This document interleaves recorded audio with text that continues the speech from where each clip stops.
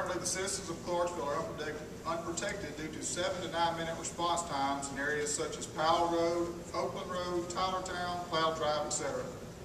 What can be done to get stations and more personnel to these areas, and how can you help this department grow with our growing city?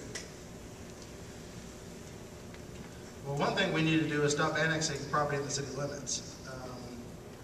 Right off the bat, just last month, I guess, we had a zoning annexation case where the mayor called a special called session because he had a contract on land and it wouldn't be zoned into, wouldn't be annexed into city limits. His contract wouldn't go through until it was annexed, so the mayor took it upon himself to have a special call meeting just so the property could be annexed into the city limits. I mean, it made us look really bad.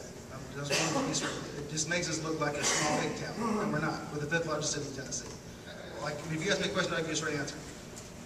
If I ask Chief Roberts for a straight answer, I expect a straight answer. I don't expect him to beat around the bush. I don't expect him to tell me what I want to hear. I expect him, Chief Roberts, if we annex this property in city limits, can we cover it? I don't want him to say, sure we can, without really believing it. It's infrastructure that sets the stage for future growth. And so a big part of my vision in Clarksville is having, I would tell people this, instead of building a marina and redoing the whole Fairgrounds Park, I'd rather have another water treatment facility. I'd rather have another wastewater treatment facility. I'd rather have more firefighters, better equipped, maybe another station for that $30 million.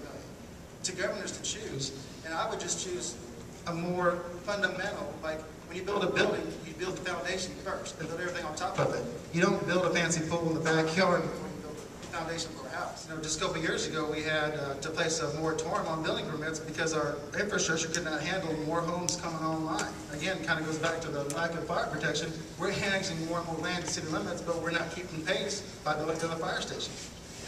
These things can't happen in a well-managed city.